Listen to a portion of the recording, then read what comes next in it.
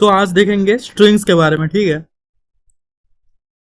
Strings के बारे में पहले सिंटैक्स देखते हैं कि हम लोग एक स्ट्रिंग को कैसे डिफाइन करते हैं। String str equal to hello, ठीक है। ऐसे हम लोग स्ट्रिंग को डिफाइन करते हैं। और याद रखना, ये सिंगल कोट के अंदर मत डाल देना, इसको डबल कोट के अंदर रखना, ठीक है। डबल कोट के अंदर रखने का मतलब है कि वो स्ट्रिंग है। सिंगल कोट के अंदर रखने का मतलब है कि वो कैरेक्टर है, कैरेक्टर है, ठीक है। अब देखो, अब हम लोग जब एक स्ट्रिंग को डिफाइन करते हैं, उस स्ट्रिंग का पता है एक ऑब्जेक्ट बनता है। जैसे तुमने देखा होगा कि हम लोग इंट a इक्वल टू 27 लिखते हैं, कैर b इक्वल टू ऐसे c लिखते हैं। इनका ऑब्जेक्ट नहीं बनता है, ये जाके स्टैक में स्टोर होते हैं, स्टैक में स्टोर होते हैं ये जाके, ठीक है। बट जब आप स्ट्रिंग str हेलो लिखते हो, तो ये हेलो का एक ऑब्जेक्ट बनता है जो कि स्टोर होता है ये हीप के अंदर। एक स्पेशल स्पेस होता है जिसको हम लोग बोलते हैं स्ट्रिंग पूल। क्या बोलते हैं उसको? String pool. उसके अंदर जाके आपका हेलो ऑब्जेक्ट स्टोर होता है, ठीक है। स्ट्रिंग का स्टार्टिंग में देखो एस कैपिटल है, मतलब स्ट्रिंग एक क्लास है। तो हम लोग जब भी इस सिंटैक्स से बनाते हैं तो हेलो का एक ऑब्जेक्ट बनता है जो कि हीप के अंदर एक मेमोरी लोकेशन है सेपरेट सा जिसका नाम है स्ट्रिंग पूल, उसके अंदर जाके स्टोर होता है, ठीक है। अब देखो, अब अगर आपने ऐसा लिखा कि string a equal to hello, और फिर से आपने एक बार लिखा कि string b equal to hello, आपको लगेगा कि ये जो स्ट्रिंग पूल है इसके अंदर दो दो हेलो बनेंगे और a इस हेलो को ऐसे जाके पॉइंट करेगा और b इस हेलो को जाके पॉइंट करेगा। बट ऐसा नहीं होता है पूल के अंदर, स्ट्रिंग पूल के अंदर। स्ट्रिंग पूल बनाया ही इसलिए गया है ताकि ऑप्टिमाइजेशन को हम मैक्सिमाइज कर पाए और मेमोरी को मोर एफिशिएंटली यूज कर पाए, ठीक है। मेमोरी को मोर एफिशिएंटली यूज कर पाए। तो देखो होता क्या है पूल के अंदर, जो स्ट्रिंग पूल है उसके अंदर देखो होता क्या है। आपने दो स्ट्रिंग बनाए, ए हेलो, बी का भी हेलो, दोनों का सेम नाम है। तो स्ट्रिंग पूल के अंदर क्या होगा, ये स्ट्रिंग पूल है, ठीक है। इसके अंदर हेलो का एक ही ऑब्जेक्ट बनेगा जिसको ए भी पॉइंट करेगा और बी भी पॉइंट करेगा, ठीक है। आप अगर सी ऐसे string c equal to hello लिख दोगे तो नया हेलो नहीं बनेगा, सी भी जाके इसको ऐसे पॉइंट करने लगेगा, ठीक है। अभी के लिए सी हम लोग नहीं बना रहे, दिखाने के लिए बोल रहा था। अगर आप कोई भी वो यूज करते हो टेक्स्ट एडिटर बोलो, कोड एडिटर, उसमें अगर आप ऐसे प्रिंट कराओगे, print a equal to b, तो ये ट्रू देगा। क्यों ट्रू देगा? क्योंकि a भी उसी ऑब्जेक्ट को पॉइंट कर रहा है और b भी उसी ऑब्जेक्ट को पॉइंट कर रहा है, तो सेम ऑब्जेक्ट को पॉइंट करने के कारण वो ट्रू देगा, ठीक है। अब आपको यहां पे एक डाउट आ रहा होगा कि हमने अगर a से हेलो को अपडेट कराया, a से हम लोग हेलो को अपडेट करा के मेलो करवा दिए, ठीक है, तो b के लिए भी तो भाई मेलो हो जाएगा ना। अगर a से अपडेट करा के आप इसको हेलो को मेलो कर दोगे तो b के लिए भी तो मेलो, b भी तो मेलो ही पड़ेगा ना, क्योंकि दोनों का लोकेशन तो सेम ही है भाई। समझ रहे हो ना यहाँ पे क्या हो रहा है? अगर हेलो को चेंज करेगा कुछ भी, तो b के लिए भी वो चेंज हो जाएगा क्योंकि दोनों एक ही ऑब्जेक्ट को पॉइंट कर रहे हैं। तो इस चीज को, मतलब ये चीज ना हो, इसीलिए स्ट्रिंग है इम्यूटेबल। स्ट्रिंग्स आर इम्यूटेबल, ठीक है। इम्यूटेबल मतलब स्ट्रिंग को आप अपडेट नहीं कर सकते, अपडेट नहीं कर सकते, ठीक है। अब एक एग्जांपल देखो, इससे क्लियर हो जाएगा। आपने एक स्ट्रिंग बनाया, string a equal to hello, फिर आपने प्रिंट करा दिया a को, फिर आपने a इक्वल टू बेलो लिखा, फिर आपने प्रिंट करा दिया a को। तो आपके हिसाब से यहां हेलो तो प्रिंट हो जाएगा, बट यहां कायदे से एरर आना चाहिए, क्योंकि स्ट्रिंग को आप अपडेट नहीं करा सकते हो। आपने यहाँ पे ए को हेलो दिया, फिर आपने ए को बेलो लिखा। कायदे से जो हमने अभी तक पढ़ा कि स्ट्रिंग आर इम्यूटेबल, आप स्ट्रिंग को तो अपडेट नहीं कर सकते हो, तो यहाँ पे एरर आना चाहिए। बट यहाँ पे एरर नहीं आएगा, यहाँ पे एरर नहीं आएगा, यहाँ पे प्रिंट हो जाएगा बेलो। तो आप कंफ्यूज हो गए कि भाई तुमने अभी बोला कि आप अपडेट नहीं करा सकते हो, फिर तुमने यहाँ पे अपडेट करवा दिया, ये कैसे हुआ?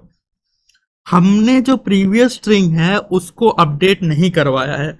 देखो इंटरनली क्या हो रहा है। ये स्ट्रिंग पूल है अपना, उसमें पहले हेलो था, हेलो ऑब्जेक्ट था, ए जिसको पॉइंट कर रहा था। आपने जब भी ए इक्वल टू बेलो लिखा तो एक न्यू बेलो ऑब्जेक्ट बना, और ए का जो प्रीवियस रेफरेंस है वो हटके बेलो का तरफ हो गया। तो इसमें आपने इसको अपडेट नहीं किया, आपने उल्टा एक नया ऑब्जेक्ट बनाया जिसको आप ए से रेफरेंस करवा दिए।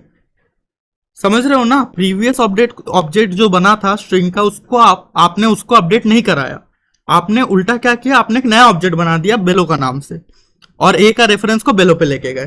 ठीक है, तो यहां पे ये हुआ है।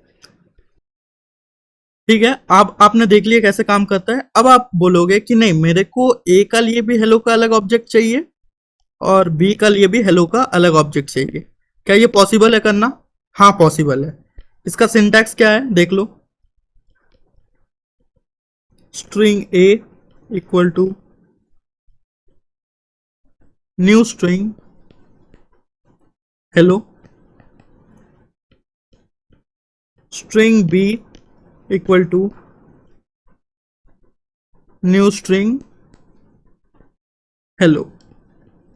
तो ये क्या करेगा, ये सिंटैक्स से आप जब भी ए और बी स्ट्रिंग को फॉर्म करोगे, ये आपका जो हीप है उसके अंदर जो पूल है वो पूल के अंदर नहीं बनाएगा, ये नॉर्मल हीप के अंदर दो आपका हेलो ऑब्जेक्ट बना देगा। हेलो हेलो, ये दो हेलो ऑब्जेक्ट बना देगा, और ए को इस हेलो से पॉइंट करवा देगा, बी को इस हेलो से पॉइंट करवा देगा। ठीक है, अगर आप यहां पे अगर आप प्रिंट करवाओगे sout a equal to b, तो यहां आपका फॉल्स आएगा। क्यों फॉल्स आएगा? ये ऑब्जेक्ट और ये ऑब्जेक्ट का मेमोरी लोकेशन अलग है, ये ऑब्जेक्ट और ये ऑब्जेक्ट सेम नहीं है। भले ही इसका अंदर का वैल्यू सेम है, वो अलग बात है, बट ये ऑब्जेक्ट का मेमोरी लोकेशन अलग है। लेट इट बी इसका मेमोरी लोकेशन है 0x1, इसका मेमोरी लोकेशन है 0x2, तो ये दोनों अलग हो गए ना भाई। भले ही उसका अंदर का वैल्यू कुछ भी हो, उससे फर्क नहीं पड़ता है। तो आप जब भी प्रिंट कराओगे ए इक्वल टू बी, तो वो आपको फॉल्स देगा। बट आप बोलोगे यहां तो एक मतलब वो आ गया, मतलब हम कैसे चेक करें तो इंटरनल वैल्यू सेम है? तो इसके लिए एक फंक्शन आता है डॉट इक्वल्स। आप प्रिंट कराओ ए डॉट इक्वल्स बी, तो ये आपका ट्रू दे देगा। ये बस वैल्यू को चेक करता है कि ए का अंदर डब्बे में हेलो है, बी का अंदर डब्बे में हेलो है, तो दोनों का जब सेम है तो ट्रू रिटर्न कर दो। ठीक है, समझ गए? फिर और एक बात आपके दिमाग में आ रहा होगा कि हम लोग अगर जब वहां पे स्ट्रिंग ए बनाए हेलो, फिर ए को हम लोगों ने लिख दिया बेलो, तो इस हेलो का क्या हुआ? जो पूल है उसके अंदर ये जो हेलो बन चुका था, और अभी ए करंटली किसको रेफरेंस कर रहा है? ए रेफरेंस कर रहा है बेलो को। तो इस हेलो का क्या होगा? तो इस हेलो को गार्बेज कलेक्टर जो है जावा का, ऑटोमेटिक गार्बेज कलेक्शन करके इसको डिस्पोज कर देगा। ठीक है, वो इंटरनल है, उसका हमें ध्यान रखना कोई जरूरत नहीं, वो जावा अपने तरीके से करेगा जब उसको करना होगा। ठीक है, उसके ऊपर हमें ध्यान रखना कोई जरूरत नहीं, बस समझ लो कि गार्बेज कलेक्टर आके इसको कलेक्ट कर लेगा। ठीक है, कभी भी। अब देखते हैं कि स्ट्रिंग तो इम्यूटेबल होता है। ठीक है, स्ट्रिंग्स आर इम्यूटेबल, कि हम इसको अपडेट नहीं करा सकते। क्या कोई जरिया है जिससे कि हम लोग उसको म्यूटेबल बना सके स्ट्रिंग को? हाँ, दो चीज कर सकते हैं हम लोग। एक है स्ट्रिंग बफर का यूज एंड स्ट्रिंग बिल्डर का यूज।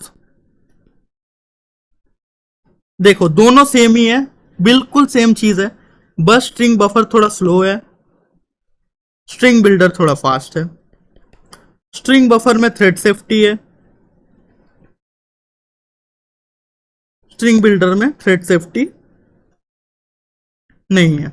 इनका डिटेल में जाने की कोई जरूरत नहीं, पूछा जाएगा तो बस इतना ही लिख देना, ठीक है।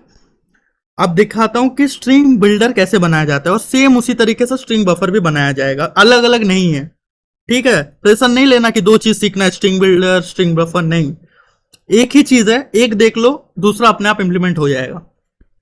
तो स्ट्रिंग बिल्डर देखते हैं पहले। String builder s b equal to new string builder, और इसके अंदर लिख दो हेलो, ठीक है। तो अब आप हेलो को क्या कर सकते हो, एस बी डॉट आपने अपेंड किया ए, तो हेलो का लास्ट में ए आपका अपेंड हो जाएगा, नया ऑब्जेक्ट नहीं बनेगा इधर, नया ऑब्जेक्ट नहीं बनेगा। अगर ये चीज अगर आप नॉर्मल स्ट्रिंग के साथ करते तो क्या होता, आपका हेलो तो बन जाता और एक ऑब्जेक्ट बनता हेलो ए, ऐसे करके। देखो अगर हम ऐसे नॉर्मल स्ट्रिंग के साथ करते भाई, string A equal to hello, फिर ए इक्वल टू हेलो, उसके लास्ट में ए, तो क्या होता, तो एक हेलो ऑब्जेक्ट बन जाता और एक नया ऑब्जेक्ट बनता हेलो ए का नाम से। बट जब आप स्ट्रिंग बिल्डर का यूज करोगे तो जो आपका इनिशियल हेलो था उसी का लास्ट में अपेंड हो जाएगा ए। ऐसे स्ट्रिंग बिल्डर का बहुत सारे फंक्शन है, डॉट रिवर्स कर दो तो वो पूरा रिवर्स हो जाएगा, हेलो को उल्टा करके लिख देगा, हेलो ए को उल्टा करके लिख देगा, A O L L E H ऐसे करके। इसमें बहुत सारे फंक्शन है भाई, बहुत सारे फंक्शन, सबको डिस्क्राइब करना पॉसिबल नहीं है, ये आपको खुद को जाके देखना पड़ेगा क्या क्या फंक्शन है, कैसे कैसे वो इम्प्लीमेंट होता है। और फंक्शंस ऐसे पूछे भी नहीं जाते हैं, थोड़ा बहुत देख लेना बस ट्राई करके खुद।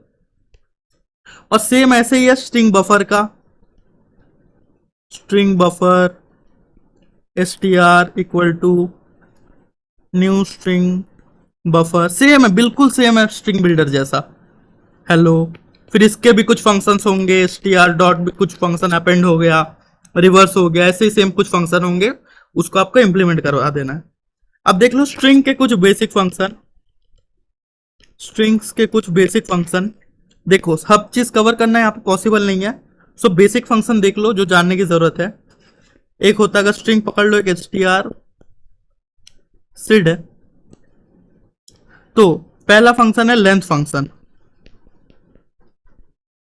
लेंथ कैसे निकालोगे, S t r dot length और ऐसे ब्रैकेट लगा दोगे तो ये आपका लेंथ बोल देगा कितना है, 1 2 3 4, इसका साइज है 4, तो ये 4 रिटर्न करेगा। याद रखना लास्ट में ये ब्रैकेट रहेगा, आप जब एरे का लेंथ निकालते हो तो ये ब्रैकेट नहीं रहता है, बट आप जब स्ट्रिंग का लेंथ निकालोगे तो ये ब्रैकेट लास्ट में लगेगा, ठीक है। ऐसे ही एक हो गया s t r dot char at 0, तो 0 कैर में देखो क्या है, जीरो पोजीशन में है एस, तो ये आपका एस रिटर्न कर देगा। वैसे ही अगर कैरेट 1 करोगे तो आई रिटर्न कर देगा, कैरेट 2 करोगे तो डी रिटर्न कर देगा। ऐसे सिंपल फंक्शन है, लेंथ हो गया, कैरेट हो गया, और भी बहुत सारे फंक्शन है, जाके देख सकते हो, ठीक है। हर एक चीज यहाँ पे एक्सप्लेन नहीं किया जा सकता है, और फंक्शन डायरेक्टली पूछा जाना बहुत मतलब मुश्किल वाला है, मतलब कुछ इंपॉर्टेंट फंक्शन ही होते हैं जो पूछा जाता है, वही लेंथ आएगा, कैरेट आएगा, ठीक है।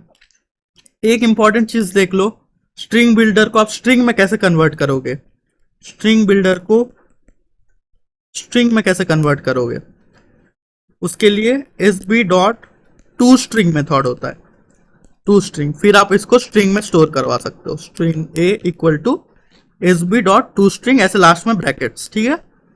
आपका एस बी क्या था, हेलो ऑब्जेक्ट था, उसको आपने टू स्ट्रिंग करके स्ट्रिंग में कन्वर्ट कर दिया। अब जब भी आप ए को प्रिंट करोगे आपका हेलो प्रिंट होगा, ठीक है।